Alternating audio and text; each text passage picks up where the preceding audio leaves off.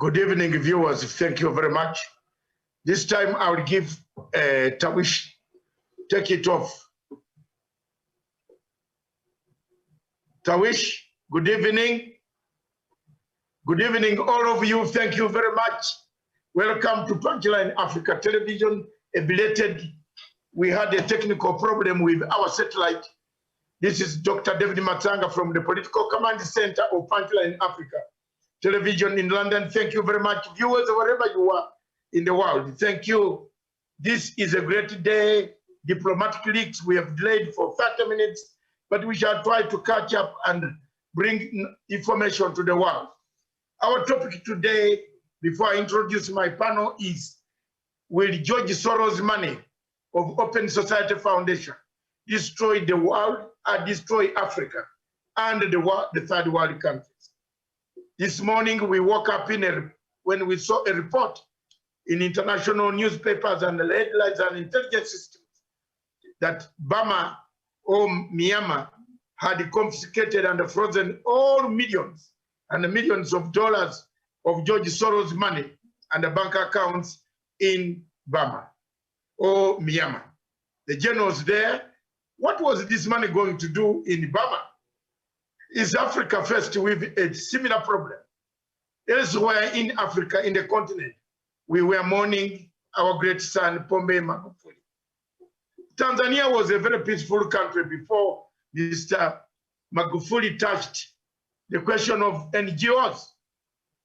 Is it a problem that is growing up in Africa? That is, are we safe? Are Africans safe? Are we able to stand the tide of regime change that is coming from all the way, orchestrated by Open Society Foundation? My panel is an able panel of very good people. Are we going to stand these waves? Because I see a wave that is coming. Magufuli was a very good man. He fought corruption. Everybody clapped. The NGOs clapped. What happened? What happened? What turned to the extent that when he passed away because of heart complications, Magufuli was no longer a darling of some of the Western countries? Why are we having a silent regime change? We woke up this morning with huge amounts of money captured in Myanmar. The generals there confiscated money. This money was meant to disrupt the peace. Elsewhere in all parts of Southern Africa, we have insurgents and we have civil strife in Senegal. The demonstrators there are calling for removal of the president.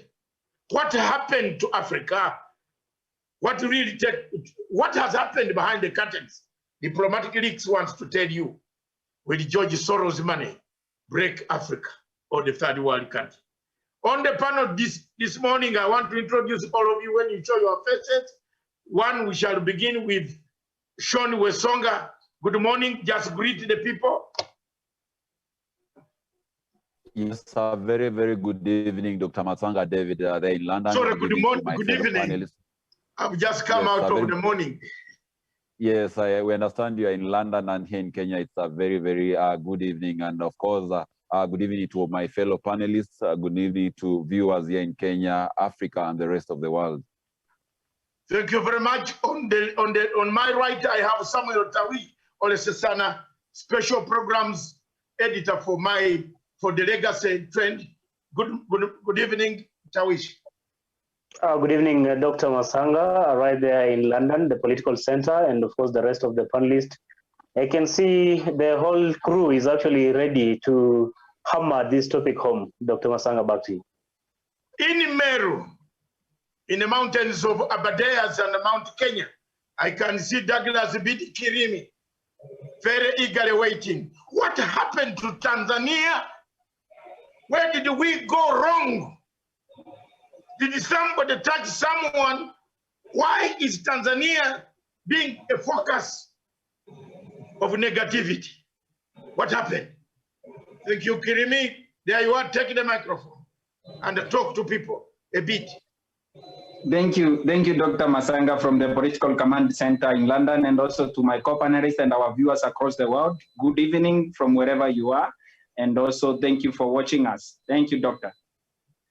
Across in Isiolo neighborhood, we have Musa Abdi Haji Garma Dido, the man himself, international relations expert on our panel, but he's still one grade. Is learning from the boss himself here. So thank you very much. Welcome to the show, Garima Dido.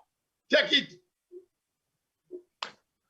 Thank you so much, Dr. Ari. I'm humbled to be on this panel, and I'm really happy to be here. And to all fellow panelists, thank you so much for having me. Thank you very much, Dido. And Professor Jared Onyari, the man himself who heals our souls when we quarrel and when we go beyond, but he never compromises on anything.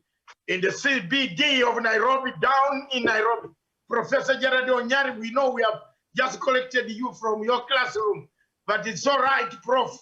Thank you very much. You take calls. Tanzania was a safe state, a safe democracy, a united country. What went wrong? Who touched who? Until we now see chaos. You see, everybody in the whole world is talking about Tanzania. Is the third world safe, Prof? Professor? Yeah, thank you, Dr. Masanga. And it is good that we become the only voice in the continent of Africa trying to see the dangers coming. Okay, I wanted you to greet the people, then give you the Yes, I'm floor. saying that it's a good Professor, evening. I wanted you to greet the people. Salamia watu kwanza. Hallelujah. Hallelujah, bas. Then you wait, your turn is coming. You are going to give us your full lecture. Down in Paris, France, the man your nemesis is down in France. Ghana Ambassador Ghana Maina. Ambassador, good evening. Good evening, Dr. Matsanga. Maybe this is the political center or command also for the French countries in Paris. He has made a political command in Paris, Professor Onyari. But the Professor Onyari, by the way, in April, I want to tell you, gentlemen, sharpen your tongues and the English. We have a big conference of all 54 countries, and you are there. You will take a slot and utilize that slot very effective. It is coming. It is going to be the biggest conference that you have ever had about. Thank you very much, people. It is 54 countries, all the people that Wesonga has been looking for. The younger women, the younger youth, the younger generation, the men, the leaders of all the universities will be with me in my hands. There you are. You know I don't take prisoners. Thank you very much. Gentlemen, we don't have a lady on the panel. Let me start with Prof, because you told me you want to go. You had some problem, some quick, you have just come out of the class. But let me start with you. Status is George Soros' money going to destroy Africa? Are we seeing the signs of money pumped in secretly to give opposition money to overthrow governments?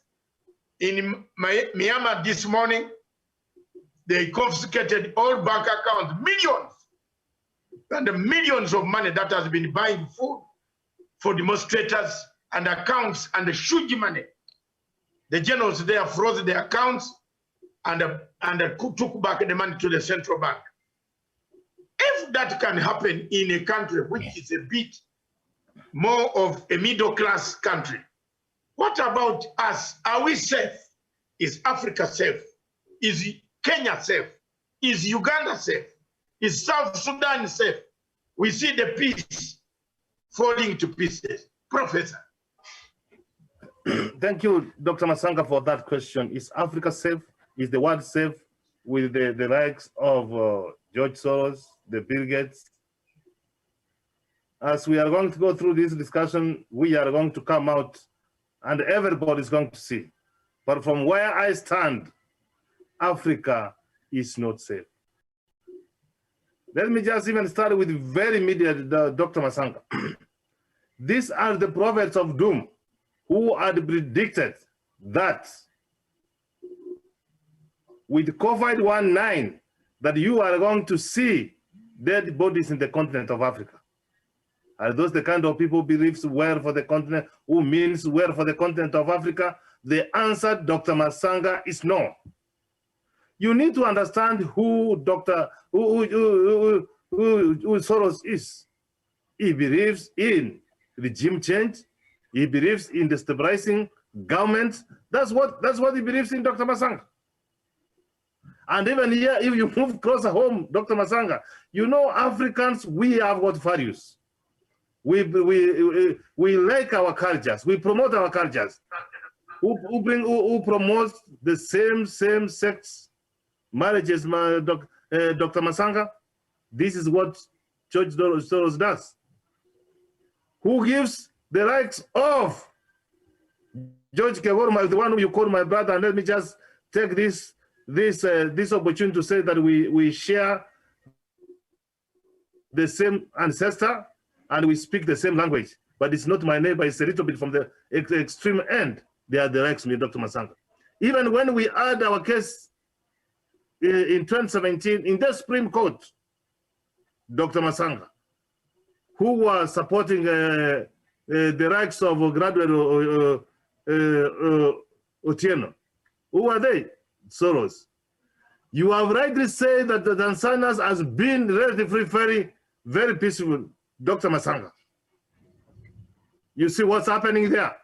Where George Soros has stepped his foot, that country is not safe.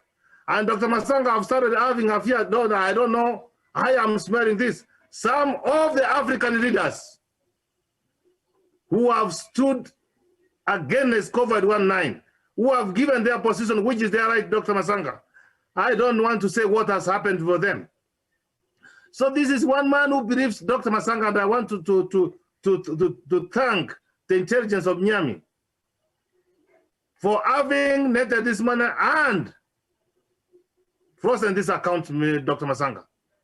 This money could have gone to do or to destabilize other countries, Dr. Masanga.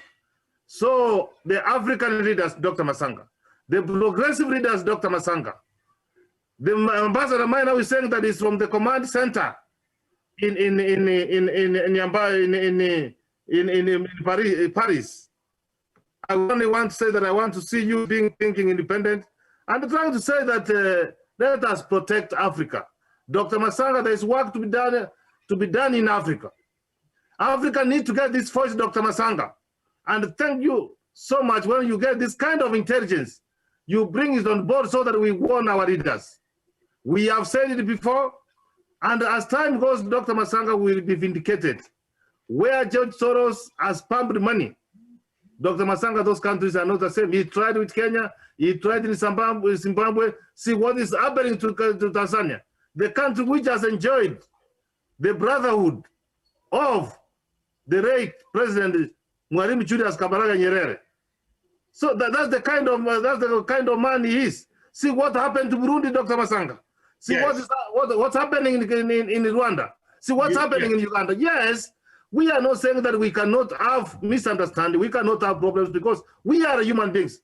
But the external interference, nobody from the outside the continent of Africa will come to change Africa. Someone who doesn't want the people of Africa to enjoy peace. And that's why sometimes, Dr. Masanga, you ask, is there really need for us to have an election? It brings untold chaos. Watch this space.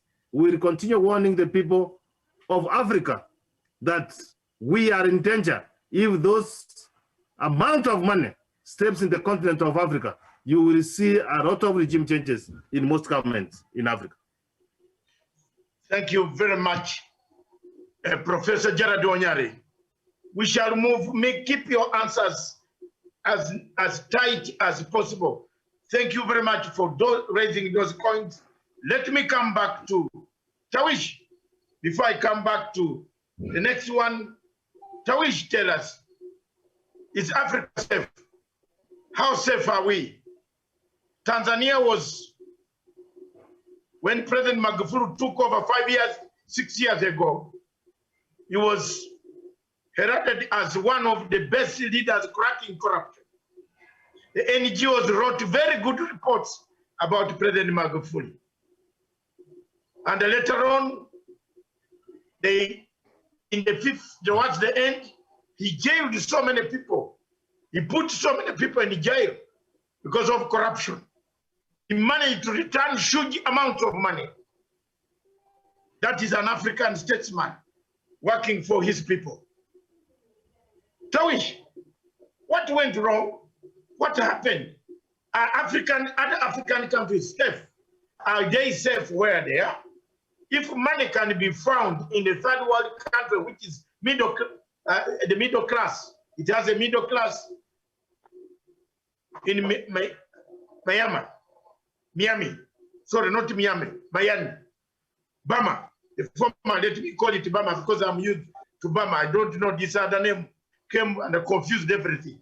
Bama. If you go to Bama, today they confiscated all the money of George Soros. Is Africa safe? Well, thank you so much, Dr. David Masanga and the rest of the panelists. Just allow me to take the cue from Professor Nyari, who has just spoken before me. And I think directly to your question, Dr. Masanga, is that African countries are not safe from George Soros' organization, that is Open Society Foundation. I'm saying so, Dr. Masanga, because I heard Professor Onyari speak about an organization that is promoting something that appears completely off with the African culture. For instance, the aspect of same-sex marriage. Why would an organization that seeks to promote democracy, for example, promote inclusivity, promote, say, for example, maybe education, promote the rights of those marginalized, actually carry out and do sponsorship and funding for such kind of illicit happenings, for example, like same-sex marriage? The same Open Society Foundation is, for example, sponsoring and even funding organizations that are championing I mean, the rights of the people who are doing or who are going about drug abuse in the country and also in the African continent. The same Open Society Foundation are even supporting people and individuals, including the NGOs in the African continent, that are actually carrying out activities that are likely to destabilize the peace and tranquility in these nations, Dr. Masanga. So I can say confidently, Dr. Masanga, that George Soros and his, I mean his organizations, the NGOs that is funding in the African continent today, actually geared towards bringing or toppling down these administrations, because it cannot be possible that George Soros cannot sponsor the administration to do that which maybe the people desire. For example, if you come here to Kenya, why wouldn't George Soros, for example, think about how he can sponsor and fund President Uhuru Kenyatta's Big Four agenda, housing, I mean, affordable health care, maybe food security and others? Why wouldn't he come and sponsor and give funding to such kind of good initiatives that are meant to uplift and change the lives of the people? Instead, he comes out and sponsors and supports initiatives of, for example, doing demonstration, people who are doing litigations to oppose government initiatives, right, left, and center. So that essentially tells you, Dr. Masanga, that Open Society Foundation and George Soros is not interested in seeing these administrations advance or actually do that which the people desire by continually creating diversionary tactics and these side shows and creating what appears to be instability in these countries. Because when a country is without stability, Dr. Masanga, at the panelists, it becomes very difficult for even a leader or a president to be able to champion the kind of agenda he or she has for that particular country. So, Dr. Masanga, I want to register that Open Society Foundation and George Soros' interest is about bringing down administrations through the NGOs that we are seeing the likes of Maina Kiai, the likes of George Kegoro that one of the panelists has mentioned over there. These are only people who are getting funding to destabilize governments to achieve the ulterior motive that is actually spearheaded by one George Soros, Dr. Masanga. So I fear that if we do not wake up and resist these attempts, if we do not wake up and resist this infiltration, Dr. Masanga, we will not have a continent, we will not have a single country to call home, Dr. Masanga, in the near future. Thank you very much. You've raised very important points. If we don't wake up, if we don't act, if we don't look at the signs in the skies, we might end up wishing ourselves being sorry. Let me cross over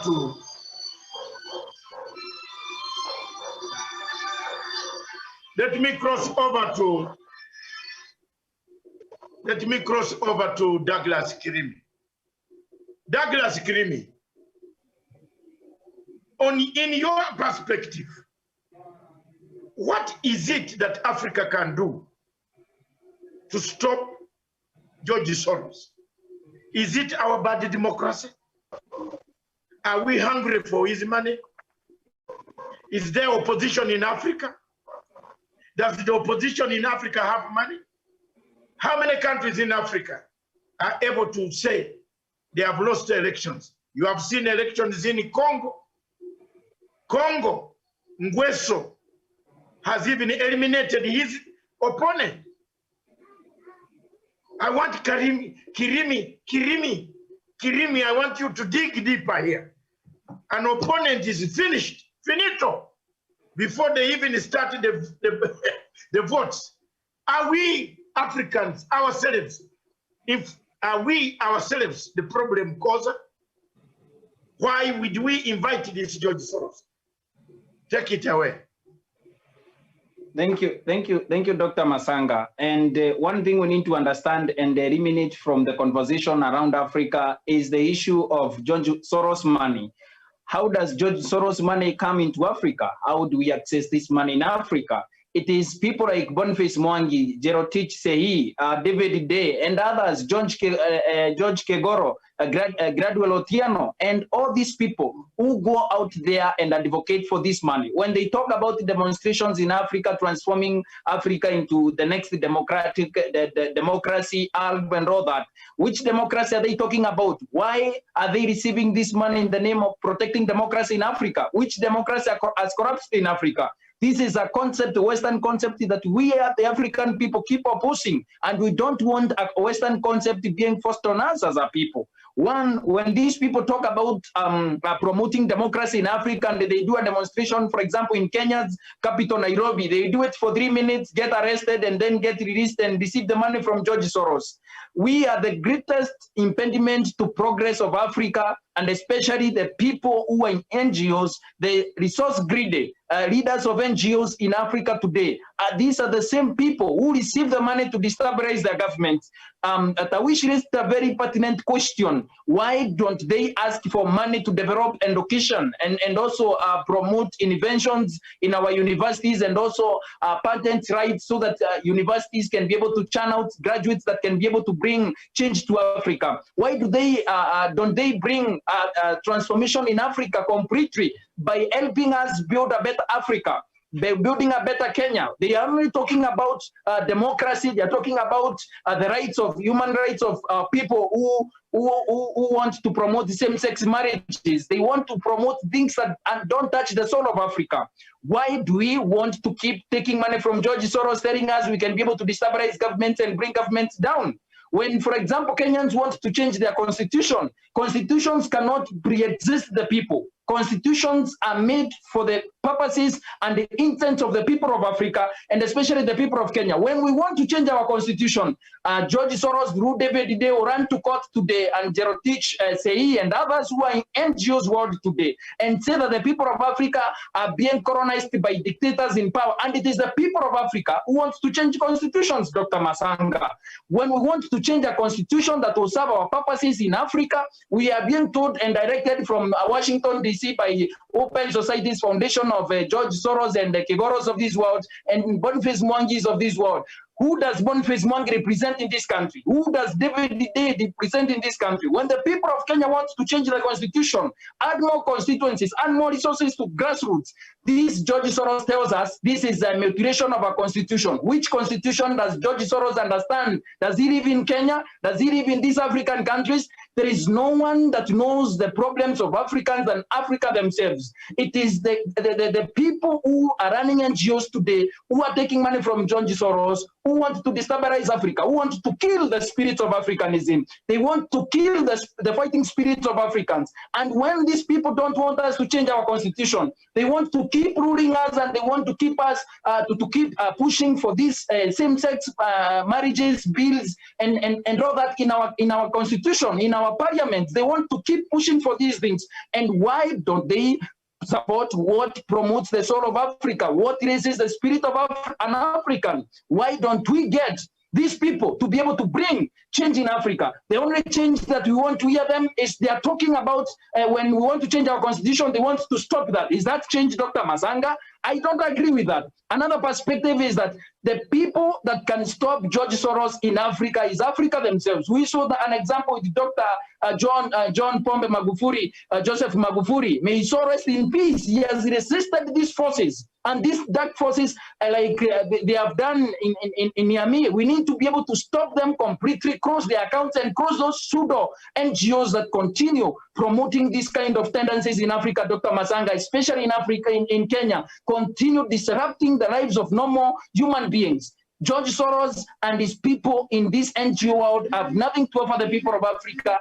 The solution to the problems in Africa belong to the people of Africa. They can be able to churn out those solutions and they can be able to take their countries forward, Dr. Masanga.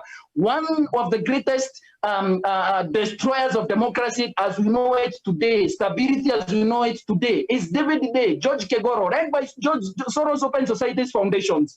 Why do they want to destabilize our countries? Why do they want to bring our countries down for their own benefit, Dr. Masanga? And these are the same people who want to tell us they want to bring change. There is no change they want to bring by the issues that they keep raising, Dr. Masanga. We have never had them talking about the poor people who cannot afford a meal per day. We have never had them promoting agriculture so that people can be able to farm and be able to feed themselves. We have never had them promoting the education of a poor child. When BBI comes to be able to bring more resources to the people, they want to destroy Africa. They want to stop governments from talking to their people, engaging, and also people changing their constitutions. Constitutions cannot pre-exist the people. It is the people that come before constitutions, Dr. Masanga. And these issues that they keep raising every time when there is an election, why Soros is interested in funding these opposition people in Africa, Dr. Masanga, as I conclude on my point.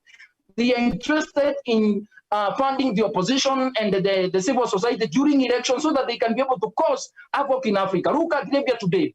10 years ago, Libya was the pride of Africa. Today, Libya is in a desolate situation. Libya people are living in depression today. They cannot be able to sustain peace in their country, Dr. Masanga. George Soros is destroying Africa, and we need to be able to come together as the people of Africa and stop these illegal activities, Dr. Masanga. Thank you, I submit. Thank you very much, my God. You've hit the points. I hope people outside there are hearing. But let me come to Musa before I bring in the diplomat across in Paris. Then I come to the man himself, Daniel, because I want him to tell me what investigative work. He has forgotten a network. Musa, what do we Thank do? you so much, Dr. Matsanga. We have a problem in our hands. We go there and ask for their money. Our fellow Africans are asking for this money.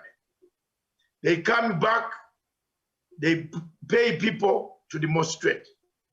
They pay people to shoot down people, to regime change. The generals in Myanmar, they have caught that money. What has happened to Africa? Magufuli was a peaceful guy. He came cracked corruption. And Western NGOs were happy. Where did he go wrong? Thank you so much, Daktari.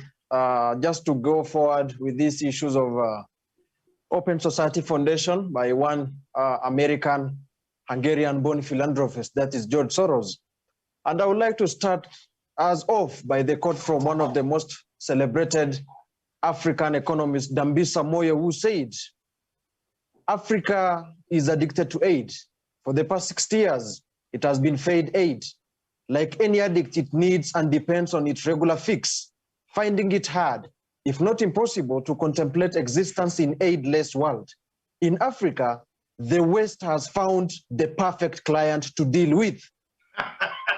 That is Professor Dambisa Moyo Daktari from her book, Dead Aid. And now coming to that perspective, Africa, the West has found the perfect client to deal with. And when you are not the perfect client, they bring what we call conditionalities in the name of structural adjustment program, which was very famous in 1980s, abbreviation called SAPS. Why is it that they hated Samora Machel? Why is it that they hated John Pombe Magufuli? Why is it that they hated the likes of Thomas Sankara, someone who took only 3 years to remove his country from dependency on foreign aid, poverty, depending on neighbors for food and water? The answer is very clear, Dr. Masanga. And here is the niche. When institutions like Bretton Woods in the name of IMF, International Monetary Fund, Open Society Foundation comes, they only need one thing. And it has happened before. The first time, Daktari, yes, I was not alive when Thomas Sankara was overthrown, but I saw it with my eyes during the Arab uprising, Daktari. The Arab uprising from the Maghreb of Libya to Tunisia to Egypt, up to the time it struck in Syria, Daktari, we saw the funding George Soros gave through Facebook. People are being given money to go live, to cause chaos. It was through this that the money was used to convince the United Nations Security Council, as you perfectly put it. South Africa voted in favor for Libyan intervention on humanitarian basis, only for it to turn regime change later. So all these things has been happening. And let us come now, when Africa now, the West has found the perfect client to deal with. We have what we call in the name of grants in this country, especially in Kenya, where NGO has really, proliferation of NGO has been really high. And when you see these grants, Daktari, there is what Professor Dr. Dambisa Moyo suggested called CCT, conditional cash transfers, what Douglas Kirimi spoke about. Instead of giving money in the name of grants, you make people depend on you. All the time, Boniface Mwangi has to shout, Kigoro has to shout, Martha Karua has to shout. Wherever they go, they have to shout so that they have been given money. Dambisa Moyo suggested a strategy called conditional cash transfers, whereby you directly deposit money from NGO into people who are suffering from poverty, into their educational account, into their lifeline, so that you can see direct impact. But are we seeing that? If indeed now George Soros, through the Open Society Foundation, is opposing BBI, according to Dr. Dambisa Moyo, this is what they could have done. They could have set up a strategy, not by bringing someone like Martha Karua, by bringing President Uhuru Kenyatta on board and telling him, this narrative might not be popular. Maybe we want to boost it. Now we want to give you money as the sovereign state to help you achieve BBI. Is that what they are doing, Daktari? No. They are looking for the perfect client to deal with. And now we are seeing two perspectives here. You are sabotaging the sovereignty of a country by going for someone like Martha Karua. And here is someone calling yourself the leader of free world. We know what happened in 1970s and 1980s. When United States of America felt that they should intervene in countries. We know what happened in Burkina Faso. When Blaise Compaoré killed his fellow brother Thomas Sankara, not for anything, because Thomas Sankara said we shall stop depending on foreign aid and grants from the Western world. Now that is the same analogy they are using against the late Dr. Joseph Pombe Magufuli. All these things have been happening. And coming to the final submission, Daktari, and I would like to make it clear, not only as a Muslim, but as an African, as someone who has studied the Buganda Kingdom, the Shona and Ndebele Kingdom, the Mandinka Empire, the reason why God created a woman is for a man to procreate. And when you come to me, even though President Museveni said it has scientifically been proven, if indeed you are heterosexual, then we can help you. But it has been proven these people are disgusting. That is what President Museveni said. And now you are pushing on the issues of LGBT, on the issues of same-sex marriage, gazing to an African context. It shall never happen because our African setup. Remember, before religion came, Dr. Before missionaries came, before Arabs came with Islam, we were practicing our traditional sense of societies, Dr. Whereby socialism, whereby communism, you earn according to your needs, not according to your desire. And I finish by quoting the same Dr. Dambisa Moyo who said, I wish we could quote the issue of grants and foreign aid from Western world, the same way we are questioning the capitalism model in Africa. It is so unfair that people are saying capitalism, east or west, globalization, but no one is commenting on the issue of Africans governing themselves. When President Barack Obama came here, he said at Kenyatta University, and I quote, an African problem shall be solved by an African solution. Why do you have to intervene in Africa? Why do you have to intervene? Why can't you stay away like Donald Trump dealing with issues of Middle East? In the name of Biden now trying to push things, underground. I read their budget today, Daktari. The budget for Africa by George Soros Open Society Foundation stands at $124.7 million for sub-Saharan Africa. That is craziness. That is the whole budget for a smaller country like Rwanda, Daktari. And you are giving it in the name of poverty, in the name of unemployment, instead of shouting in public saying democracy. Why can't you come and adopt Dr. Dambisa Moyo's conditional cash transfer, Daktari? And I finish. The destiny of Africa shall depend with Africans themselves. The destiny of this continent. And that is the reason why, Daktari, they are saying Kenya is corrupt. Uhuru Kenyatta is corrupt. The other day I saw New York Times writing and terming Dr. Joseph Magufuli as an autocrat, Daktari. Go and read that article on New York Times. They are calling one of the gallant sons of this continent an autocrat. And here is the same very New York, the New York Times, when in 2015, Barack Obama was visiting Kenya. I quote, they said Obama to visit hotbed of terrorism in Africa. We are not forgetting what Washington Post and New York Times are writing, Daktari. These are the issues happening on the ground. And to finish, they are saying Africa is corrupt in terms of millions. But I know United States of America, United Kingdom, and George Soros is corrupt in terms of billions of dollars. We are corrupt in terms of millions. We are not disagreeing. But corruption is everywhere. They are doing it much.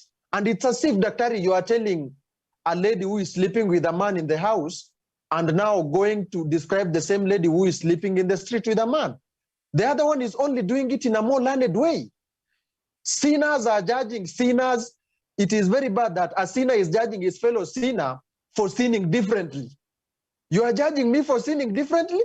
I submit, Daktari, and I say Africa is going to stand on its own. AU is going to rise, as you put it. East African community is going to rise. We don't need George Soros. We are going east, whereby we are given loans unconditionally by China, Daktari. I submit. Thank you very much, Musa. You have touched very serious points. And let me come to Ambassador Gaina Maina. You are at the headquarters of the French hegemony in Paris. My dear brother Ambassador, you have heard the comments coming from the panel. The panel has brought out very interesting things from Tawish, Professor Douglas Musa. Musa has quoted Dambisa Moyo. But being my person that I'm bringing closer, I wouldn't like to tell him more about Dambisa Moyo. But Dambisa Moyo herself is a very deadly person. She's an NGO of her own. If you can look at Dambisa Moyo, the way she demonized Mugabe, wrote about Mugabe, asked for sanctions for Mugabe, then you would know that some of the things that she wrote, she was writing it. She's only mocking us because she's living in the first world and we are living in the third world. That is all. But Dambisa Moyo, Musa, go deeper and I will have a chat with you over Dambisa Moyo. Ghana Maina, Ambassador Ghana Maina of Paris, is Africa. Dr. Thank you. Is Africa Thank being you so much. destroyed by George Soros' money? Thank you so much, Dr. It's a big question, but we have two ways to see the issues, Dr. Matanga. First of all, you see, any place where there is poverty, it's easy to manipulate human beings, either we like it or not. You know, in life, people are using something they call leverage to get what they want. And when they see failures, they use their opportunity to manipulate and to get exactly to put their agenda work, Dr. Matanga. You call me ambassador because I don't see things on the street where I see things on how people succeed to make it work. You get my point. Many things happening in Africa because we are having a failure. There is a space, a gap that we cannot be able to close, that someone key in and trying to play the game. I don't know if you get me very clear. Yes. From 75 to 80 to 90, either Japan, Singapore, or Malaysia was ranking the same poverty with African countries. I think you know about it, you agree with me.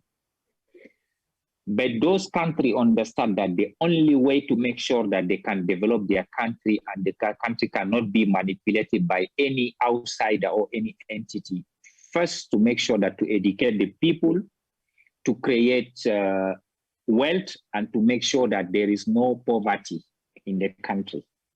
The moment you have those three keys working for your government, it's difficult someone to come and disrupt you, Dr. Masanga. But the three things are not there in Africa. Sufficient education is not there because the education even we are getting from the same George Soros. Now me and you are not communicating in Baganda, we are communicating with George Soros language. He have one advantage on me and you and everybody in the panel, right? Number two, we did not take an opportunity to make sure that the education is sufficient to create some job for our fellow people, that anybody who want to disrupt them, they will never agree because you have to sit them down and agree. As we all know, Dr. Masanga, you are in UK, I'm in France. You will never call 20 people to create an agenda without them understanding. They will let you know, Dr. Masanga, explain to me how. Tell us why. What is the advantage behind? Is this going to help our country? They will ask you those three questions because they don't need whatever you are giving them because they are self-sufficient. Am I right or wrong? Yeah. But in Africa, it's not there. All those things are not there. So people try to survive that. It's easy to be manipulated. Now, for us, we start to see George Soros as a threat, but the threat is on us. We are the threat ourselves because we did not plan very well. On our last meeting, I tell you, Dr. Matsanga, if we have not changed our strategy, for the next 50 years, we will end up among the hand of those people, either we like it or not. Me, I'm not here to judge either George Soros, but we want to make sure that those fights, those gaps, those failures that we have in our country, how do we close them? Because if we close the gap, no one can key in. Why George Soros cannot disrupt America? He's in America. Because there is no space, everything has been shut down. Though he can't bring anybody there. So he finds a way to go and use it. Talking about this Myanmar issue, you see, Myanmar, when you go to their history, we find out that they was running also their country exactly like Africa until when you talk about who, Dr. Matanga. So it's easy to disrupt them. That's how they key in, they create all those NGOs going there or whatever. Now, 2 years ago, when we started, we started to see that the government, the President Salva Kiir, was trying to use the Myanmar issue as a tool to make sure that he can the safety of Africa in our hand. But what is the planning? Do we have a 50-year plan or a 100-year plan, Dr. Masanga? This is my question to the panel. How do we go about it? Because the damage has been done. Do we need to sit down to find out that we can create a new strategy that those kind of things will never happen? Because it will continue to happen. Even when we are talking now, maybe somebody in Africa is getting money from the same people to disrupt another country. Because first of all, he is hungry. Your Right, Dr. friend, to come in to aid, to supplement you, your friend Ngweso of Congo. Thank you. He finished the leader of opposition. He's dead. Thank you. Why? Because first of all, the person who's receiving money is hungry. The people he is giving money to manipulate to go and do the damage are very hungry. And so it's easy to implement whatever they are asking. Maraiduro. Because the population, because the population are not totally educated. Right now, you see the country like Singapore, look at the level of education. Look at the country like Malaysia, Japan. We was better than them in 1975, 80s. Uganda or Chad or Kenya was better than Malaysia, was better than Singapore. Why today? Because they understand the only way to make sure that we can stay on our ground is to make sure our people are really educated and they have a sufficient way we can also develop our country. Right now, you know that the IMF and the World Bank is run by the same people, George Soros. Either you like it or not, Dr. Masanga, we need to go and take the loan from them. So they will give us this condition for the next 50 years. All right. Thank you, Dr. Masanga. Thank you very much, the panel. You have heard what Ambassador Gaina Maina has said. And I want to bring to Wesonga. Then I will give 1 minute each to all of you to sum up and take it home. Wesonga. Mr. George Soros has a very huge bank in Paris. Although Mr. Gaina Maina cannot tell us. And the French government don't touch him. He launders the money. The money laundered from other things, trade of things, businesses, is banked in Paris. And his bank is the biggest in Paris. It lends money to the French government. I want to ask you one question. Why do you think the Americans have not issued a warrant of arrest for money laundering for Mr. George Soros as an investigative journalist? Thank you, Dr. Masanga, David, and the other panelists. Indeed, they've given a very in-depth analysis of the implications of NGO money to the African economies and democracies. And one thing I'll say that whoever coined the saying that money is the root of all evil, perhaps might have had the NGO money in his mind, because this has been the root of all evil things that have been happening in Africa, Dr. Masanga. And as an investigative journalist, I tend to do comparative analysis on events, on how things happen. And one thing you can really draw a very clear line of similarity when you look at is when you try and observe how Christianity preceded and enabled colonialists to come and take over Africa. This is the same way when you look at it. NGOs and the aid that comes from the Western world has enabled the Western powers to bring to fold the influence that they had on the African democracies. Without NGO money, without the infiltration of the NGOs in the African democracies, we can never have foreign interference in Africa. And therefore, the reason why France cannot crack the whip on George Soros, the reason why the US is tongue-tied on talking about the activities of George Soros in Africa and the rest of the world is because George Soros and his Open Society Foundation give them a very soft land. They give them a very conducive environment to be able to be able to plan and execute the expeditions here in Africa. And you notice as the NGOs really sponsor mayhem, they really sponsor anarchy in Africa, and the countries fall apart. you'll realize that amid this chaos, we have these major world powers like the US, like France, like Norway, like Turkey, like UK, coming and being able to take away resources. So to me, Dr. Masanga, in as much as things change, they more remain the same, because before then we had Christianity being used as a decoy for the colonialists to set foot in Africa. Today we have NGOs.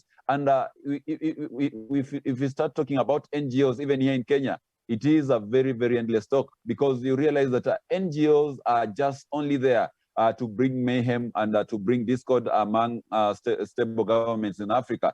Today, I'll tell you for a fact, if Museveni woke up to find himself in the opposition and Bobby Wine became the president of Uganda, trust me, tomorrow, George Soros will be finding Museveni to fight Bobby Wine. If today in Kenya, maybe President Uhuru Kenyatta found himself in the opposition, and the other side, the Tanga side of the divide, found themselves in government, just know very well the money, the accounts will change, and President Uhuru Kenyatta will be funded to fight the deputy president and his Tanga brigade. So that has been always the game of NGOs. Their interest is not about democracies. Their interest is not about freedom. Their interest is not about human rights, but to cause mayhem at the center of power, so that African governments do not have stable leadership. They do not have a very stable, centrally governed system of governance, in that it becomes easier for the other Western powers, the Western governments, to be able to access resources in Africa.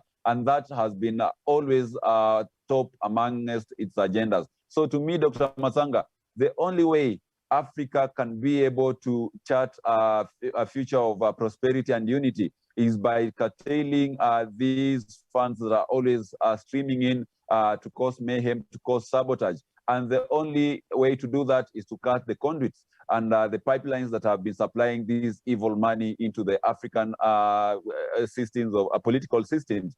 And this is by banning some NGOs which have been meddling in the affairs, democratic affairs of the African countries. So to me, Dr. Masanga, waiting upon maybe the US or France to be able to regulate and to be able to impede the activities of NGOs in Africa is something which cannot be expected, is something which is untenable, because there is a symbiotic relationship between NGOs and these Western superpowers. I rest my case, Dr. Masanga. So do you all agree that there is need to educate people on how this money reaches most of these places, how it comes to Africa? Is it a good debate for people in Africa to be discussing how NGOs go and receive money on their behalf, but then they do a different thing to harm them? Because most of the money that either ends up in political activities. Yet a non-governmental organization is supposed to be a non-governmental organization to do some work to supplement what the government is missing. That is what NGOs in Britain do. They go and look for housing for people who are homeless. They don't go and discuss politics in the House of Commons. They go and fight for the minority. They go and fight for the black community, the Asian community, but the Bangladesh, the Rohingyas. That's what NGOs do in this first world. But in our third world and the third countries, we find the NGOs collect money on our behalf. They say they are bringing this money to Africa, to Uganda. For example, you don't see the money. How many people end up with voter apathy in Africa? Nigeria registered 84 million voters. Only 28 million turned up to vote. Where did the rest disappear to? They went in the Atlantic Ocean. Uganda had 20 million voters. Only 9 million were able to cast the vote. Almost 10 disappeared in Lake Victoria. And yet you find the NGOs with the payroll. They have received money to educate voters. Isn't it time for Africa, Mr. Professor Jared Onyali? I give you 1 minute only. Isn't it for Africa to stand up? Isn't it for the Moyo, Simbito Moyo, Dibiso Moyo? She herself sprang up from an NGO. Then she's a world book seller now. Look at the people whom we thought could be very good people. People like David Ndii. They dream of dividing Kenya into two countries and draw them up and seriously go and file them in black and white on newspapers. And this is the NGOs we are looking for. Have you seen the Africans? That is the point Mr. Ghana Maina was bringing. It is ourselves. We call these guys. David Ndii drew them up and said, Kenya must be divided into two now. Look at the wheelbarrow movement, which is collapsing very badly in Kenya. It divided Kenya. Someone is dividing to show that we are very bad off. That while you are going to the moon, we are beginning to run on a wheelbarrow to reach Indian Ocean. So give us money to develop a fastest wheelbarrow that can reach Indian Ocean, instead of telling them to give us the fastest rocket that can pass the American rocket to find some life. We are asking for fastest money. Kirimi brought that point out. Musa, you brought a very good point. You brought out, what do we do now? Corruption. Look at Magufuli. He started locking up everybody. Everybody wanted to copy Magufuli. I was very excited, man. The NGOs were excited equally.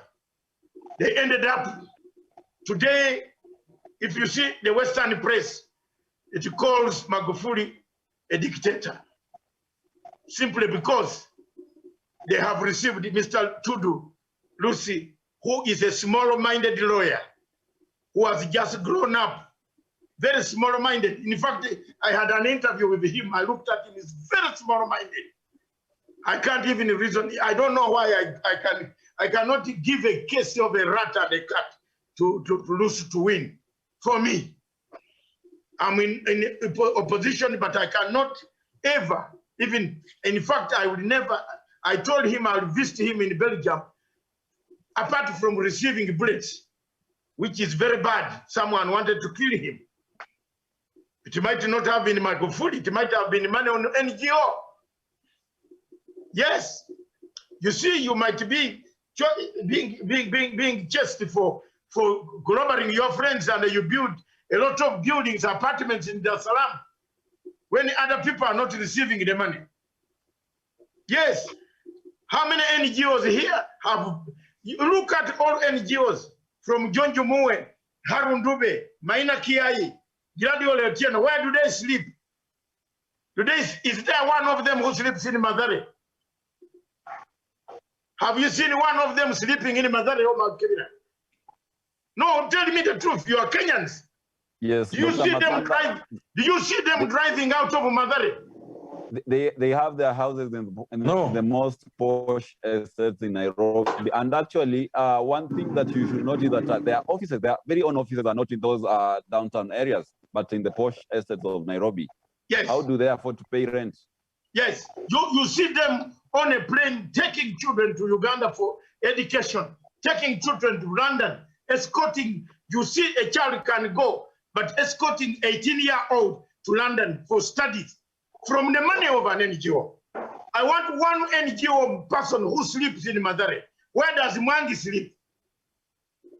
Where does Boniface Mangi sleep? Mangi sleeps not in a Madare. His children sleep in an apartment. Well organized, they eat very well. But if you look at him going to Zimbabwe to go and collect money, let's talk like Africans. Let's not be shy. Let's tell the government should come up. This thing of NGO is going to disrupt this continent. I might not be there tomorrow, gentlemen. I might not be there tomorrow. But remember my words. I told you, they set a program to destabilize sub-Saharan Africa. when Kofi Annan was still alive. And Tawish is my witness. I told you how many countries will collapse? Over 10. No, I told you 15 countries. Yes. By 2021, Yeah. 15 countries in sub-Saharan Africa will change governments, or there will be turmoil, or there will be chaos. Some violently, Sudan. Didn't I tell you Sudan will go? Didn't I tell you South Sudan will go? Didn't I tell you Senegal? I told you Gambia itself that will liberate it. It will go. Will have chaos. Every election that you conducted today, in Africa, prepare for a very big upheaval. Therefore, you have raised very serious points. I now want to give each of you parting shots as we leave. I will start quickly with Professor Gerard Onyari.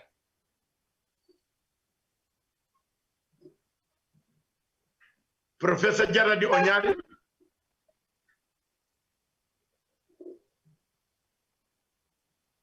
Let me go to Maina. Parting shot, you have 1 minute. Thank you, Doctor. Let us first start with the strategy, not eating our cake and have it. That is what we are doing now. We believe democracy is good, but we don't believe on election. We believe that we need help from the Western country, but when they give us money, the money is causing us chaos. So this thing is causing a lot of, what can I call it? It's causing a lot of chaos in our society because we have not implemented the real truth among ourselves. You have understood that since they started the democracy in Africa, Africa has never had peace. But the country before the democracy, you know that many countries has done a lot of progress, either in education and infrastructure. But now people are just busy wasting time, wasting people energy to going up and down. My advice right now for our African brothers and sisters, why we need again and again, Dr. Masanga, to sit down to address the real issue. The real issue is 97% of is poverty in Africa. Dr. Masanga, if you don't address the poverty issue, they will disrupt your country forever.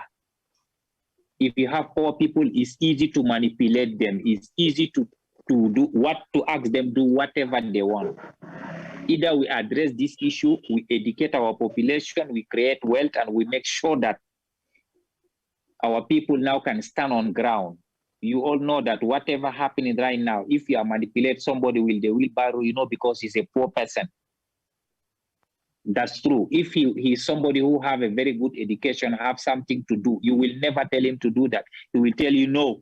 So in a nutshell, Ambassador, His Excellency Maina, you are saying education can change our lives. Of course. That is the first thing. Thank you very much. That's a point made.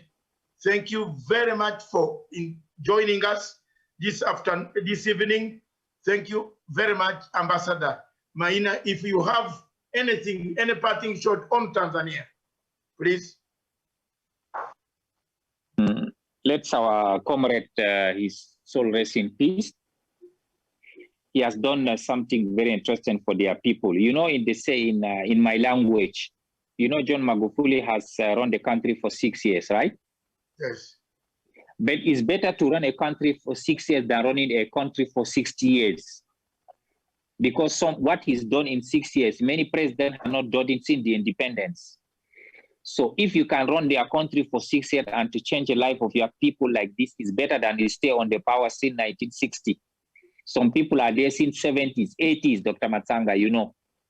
So for me, I'm congratulate this guy, and always we'll think about it. We need leaders like this. We have to continue. You know, life, we are not living forever in this world, Dr. Matsanga. So we can't say even that someone will kill us. No, let us do our best the way he did. Even for 1 year, if you can change your people's life, it's better than stay 100 years without doing nothing. Thank you, Dr. Matsanga. Thank you very much. Douglas Karim. Kirimi, sorry. I always mistake that one. Douglas Budi Kirimi. Thank you, Dr. Masanga. One thing that I think we can't hear you. With,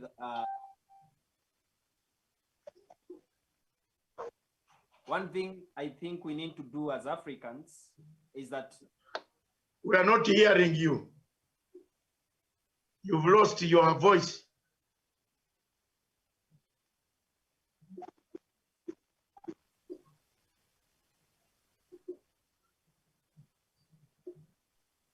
Can you hear me now, Doctor? Yes. One thing I think that we need to do as the people of Africa is that we need to come together and draw the red line on the soil. We need to be able to come together and declare that in Africa, no country, no government is going to go down because of this George Soros money and everything. There is something that Idriss Deby, the president of Chad, did, and I think should be emulated by every African president and every person in Africa. When Boko Haram tried invading Chad, he went and took on his military regalia and said he will never embarrass his own country in the Committee of Nations, and went on to fight Boko Haram and chased them out of Chad almost immediately, and declared that no Chadian life will be lost under the hands of Al-Shabaab. When the NGOs continued their madness in our country, the president in this country went ahead to form the NGO coordination board and gave it superpowers to be able to crack on these rogue NGOs and deal with them. But I am also asking African governments in Africa, and especially in this country, not only to do what the NGO coordination board, I have not heard of NGO coordination board in the news lately. They need to tighten the belt on these NGOs. We cannot have a Boniface Mwangi in this world. We cannot have a Ndabisa Moyo in this world. Living in posh estates and also in Nairobi's posh estates, when they talk about the poor people of this country. When you talk about the poor people and their issues, it is your results that are going to speak. When Idriss Deby said that no life will be lost to Boko Haram in Chad, it is true. He went out and fought that. When the president said in our country that rogue money is destroying our country, he went for those NGOs, rogue NGOs, and the results were failed. So you cannot be able to pick George Soros money and results are not being felt. You cannot use that money to continue advancing your own personal agenda. Remember, as I conclude on this point, Boniface Mwangi correct money from George Soros and go and run for a seat as an MP. A man that is supposed to do what His Excellency Dr. Ghana Maina is saying, civic education. He uses the same money to run for a political office, Dr. Masanga. These are corrupt people that we keep in these NGOs that should be cut down so that their money and the channels that they're receiving money, those taps should be crossed with immediate effect. Africa is going to corrupt because of very few people, like Boniface Mwangi, who does not benefit anyone. He gets arrested for 3 minutes, corrupt his way out, and goes out and calls George Soros. Have you seen me in the news? Send the money. And the dollars thinks in Nairobi and the money goes out. We don't want Masanga. It is wrong for these people to keep destroying our African countries because of their own stomachs, because of their own personal issues. Because, Dr. Masanga, why would you continue fighting for Africa? Because you want to educate your children in international schools. These are people who want to destroy Africa for their own personal ambitions and selfish agenda. For these resource greedy NGOs and also people like George Soros, men like Egoro and David Day and Boniface Mwangi, Kenya does not need you. Kenya needs you to educate the people of Africa. Kenya needs you to do civic for the people of Africa. We don't need you to come and steal from George Soros in the name of protecting democracy in Africa. Which democracy? Thank you, Dr. Masanga. Oh my God. Thank you very much, Douglas Budi Kirimi from Meru in Kenya. Hey, you need these guys arrested. Is there an NGO body in Kenya? Does it function? Tawish. Before I come to Musa, Tawish. Then, Mr. Professor Onyali, I hope you are there this time. Tawish, is there an NGO board in Kenya? Finishing. There's actually one, Dr. Masanga, but I am not very sure whether it is working or it is asleep. Or it has also been swallowed by it. maybe it's a toothless dog, as it is usually called, Dr. Masanga. But again, I want to point out one thing that one of the panelists has mentioned about one Boniface Mwangi and the intent he had to become the member of parliament. One thing we need to appreciate is that George Soros and these NGO activities also, they want to plant people in different sectors, in different organizations and institutions. How can they be in a position to tell, or for example, infiltrate parliament and understand the kind of arrangement, the kind of plans that maybe government has or the parliament has in as far as maybe advancing the interests of the people is concerned? So maybe the plan to have Boniface Mwangi vie for a political office and maybe become get elected to become member of parliament was well designed to ensure that at least they have one representative in the law-making arm of government. That is just but my opinion. Dr. Masanga, to get back to your point as to what exactly do we need then to do moving forward as a continent, as a people of Africa, in trying to actually limit this infiltration by George Soros and the NGO syndrome in our continent, Dr. Masanga. I think we need to begin by what other panelists have said, that we need to empower our people to ensure that we eradicate poverty, we give education to our people, we see into it how people can have maybe money in their pockets, how people can get, young generation can get jobs, for instance, Dr. Masanga. By doing so, these NGOs and the George Soros Foundation may not have actually any room to infiltrate our continent, Dr. Masanga. But again, it is not that possible because they have found a weak link, and that weak link is that poverty, is that lack of education, and they have continually exploited this weak link to ensure that they advance their interests, Dr. Masanga. And that is why today, God forbid, you cannot understand any good leader who is sprouting from Africa. Something mysteriously happens and they are no more, Dr. Masanga. We're talking about John Pombe Magufuli, whom will be laying to rest in due course. We talk about Muammar Gaddafi. We talk about these leaders who meant everything for Africa, but again, they have not stayed their time actually to provide the solutions, to provide the kind of plans they have had for this continent. Why is it happening so, Dr. Masanga?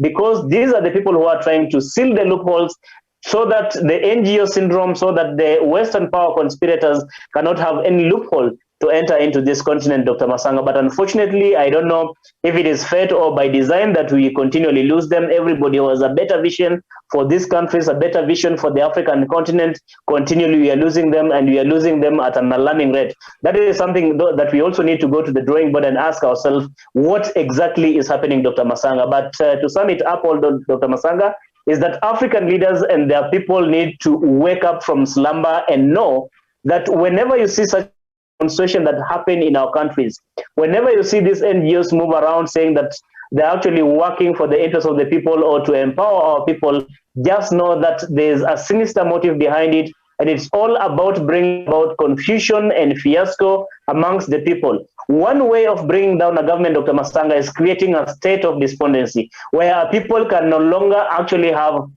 that affection towards the administration of the day. When they do that, Dr. Masanga, it becomes very easy for them now to move around and infiltrate our country. So that now, instead of the administration of governments working for the people comfortably, they begin fighting amongst their own people. For example, today in Nairobi, assuming the opposition decided to go and do demonstrations in Nairobi, of course, through funding by George Soros foundations, how will the government be in a position to carry out developmental activities? How will the government of President Uhuru Kenyatta be in a position to implement the agenda it has for this country? It becomes very impossible. The attention will be diverted from actually carrying out those developmental projects to dealing with the opposition and the kind of destruction that they will be causing in this city or any part of this country, Dr. Masanga. So it is time that African leaders and their people rise to the occasion. They wake up from slumber and know that these NGOs, these activities that are being spearheaded by George Soros run foundations are not good intended for the people of Africa, Dr. Masanga, I submit. Thank you very much, Tawish. Those are very key points that every panel and the listeners and Ogod Awani says, Dr. Masanga, what is Africa hands-on? Let us act, not complain without exit strategies. Yes, otherwise expressing our plans to build better through educating our youth 70% of our youth.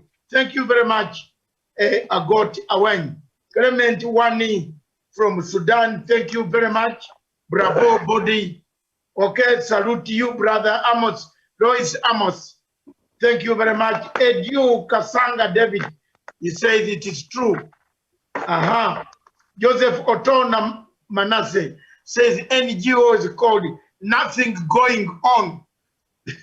That's another name for Douglas Kirimi should know. Nothing going on. Then he goes ahead to say, you said is now pumping simple grains from George Soros to South Sudan refugees. You can see that it is not something we are away from. You can see it is happening in somewhere in Africa. And if we are not careful, this is going to come to affect us. Some grains are being pumped in South Sudan. And thank you, Agot again. Thank you, Clement Wani. Thank you, Joseph Manasseh. Thank you, God. Thank you, bless Wambui Wangari, our user. She's always with us for a long time. Thank you. Good work for watching. Stephen Cho Ajak.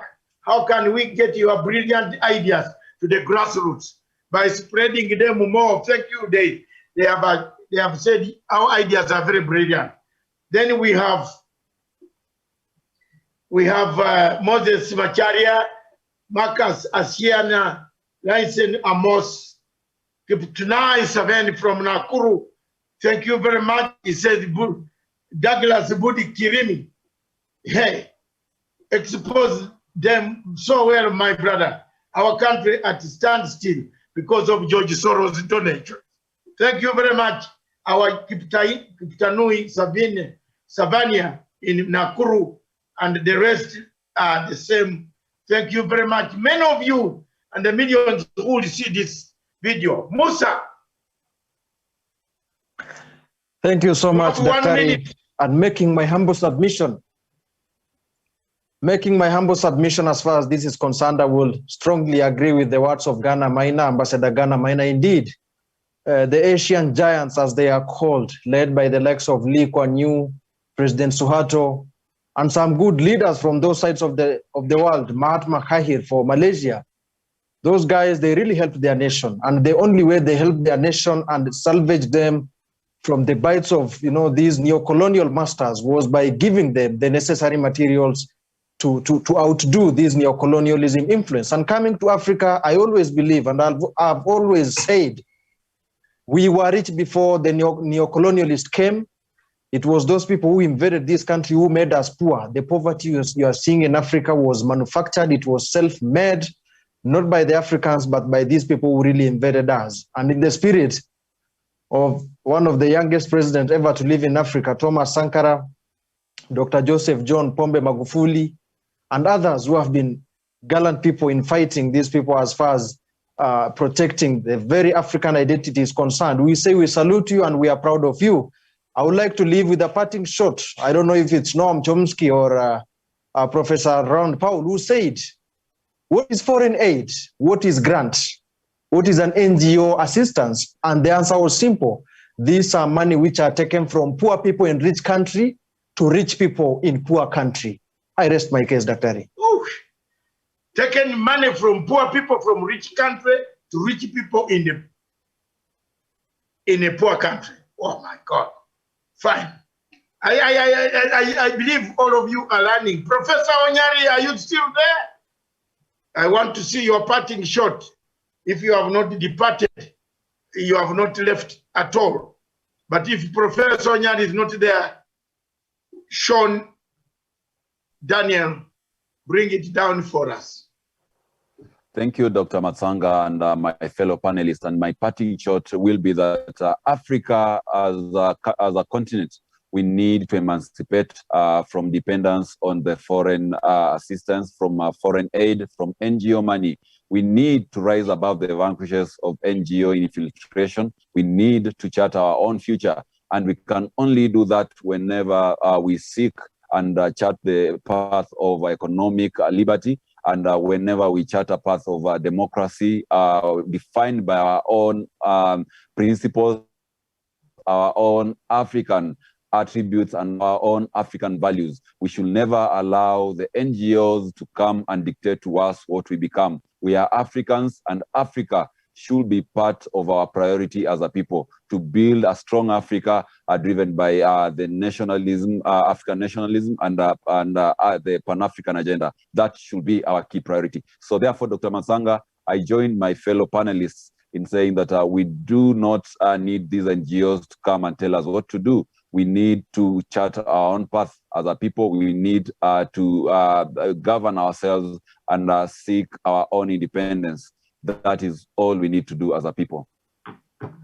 Thank you very much. All of you, the panel. Yes, you had something to say? Yes, I have something to say before we conclude. Okay.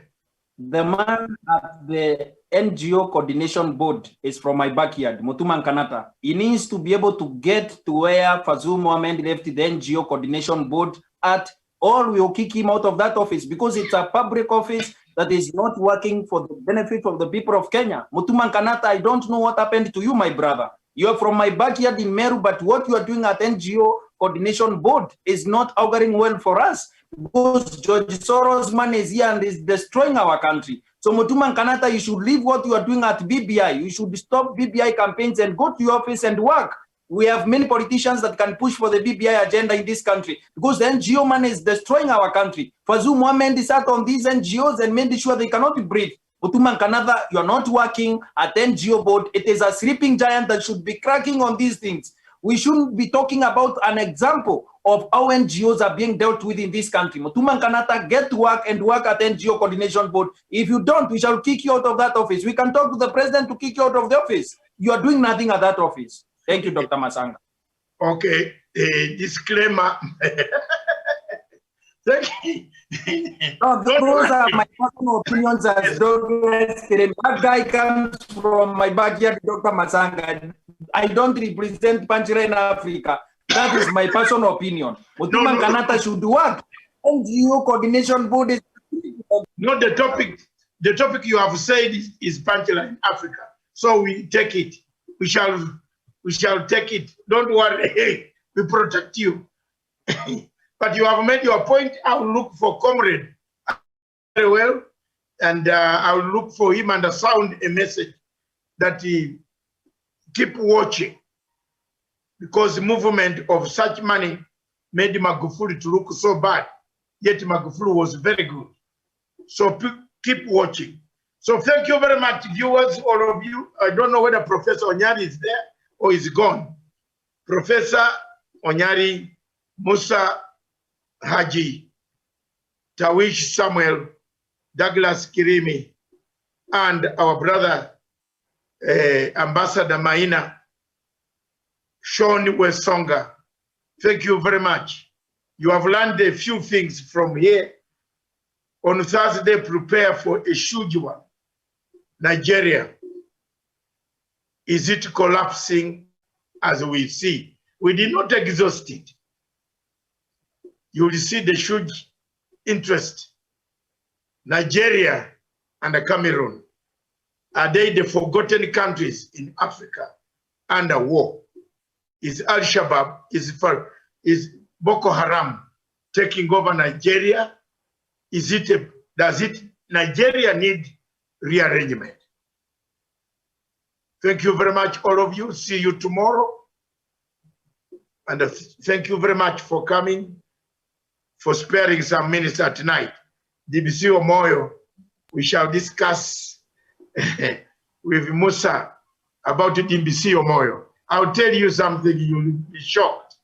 Because every time Moyo, you learn, DBC Omoyo is the one who brought down Mugabe.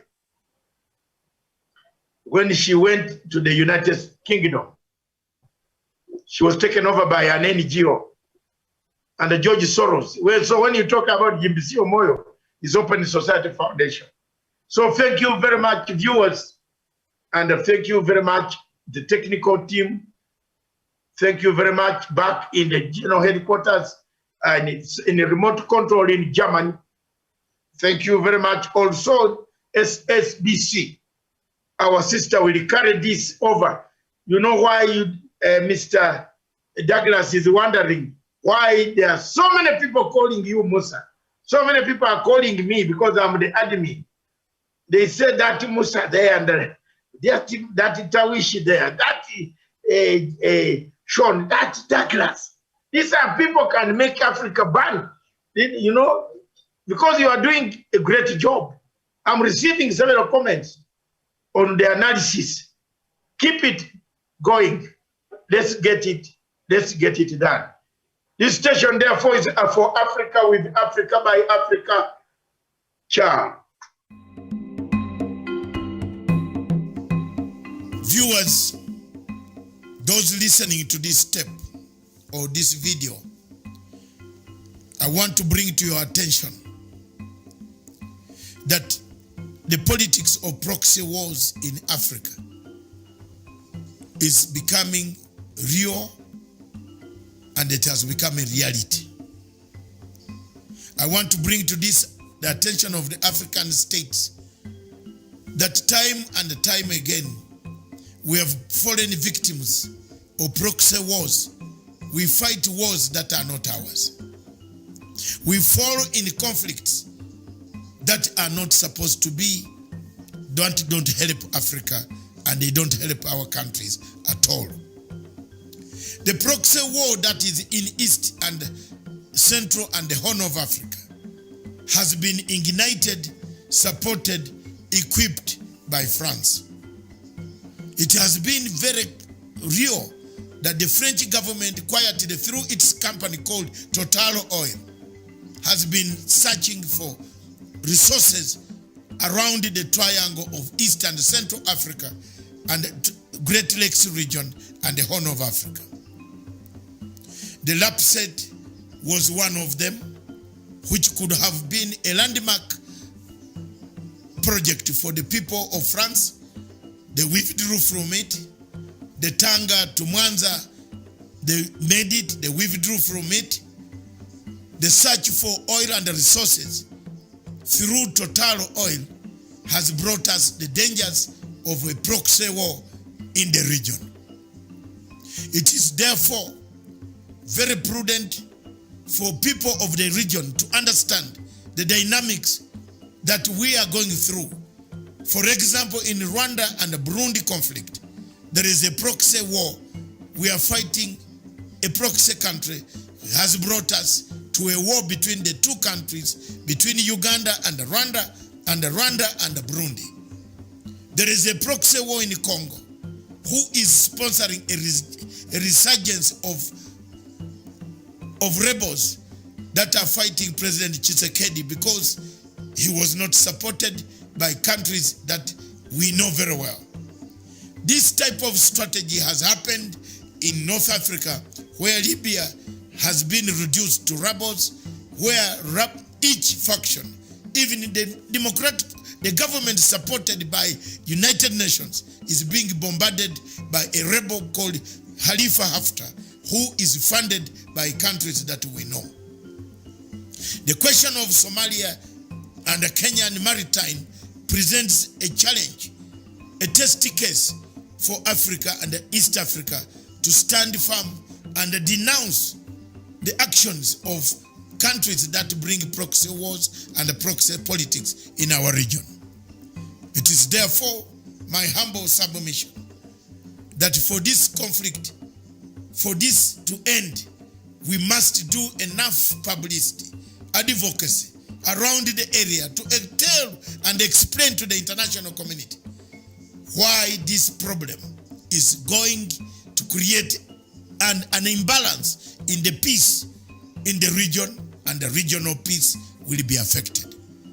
It is therefore my humble submission that as a Ugandan whose troops, brothers and sisters, mothers and fathers of other many millions Ugandans who are in Somalia, condemn any action by the Somali government to try to resolve issues that should have been resolved amicably as Africans within the African confines. I submit therefore that some of us will go a mile further to do now, from now onwards, to to expose, to show the challenges of these countries that make us fight a proxy war in Africa. Thank you very much for listening. God bless you.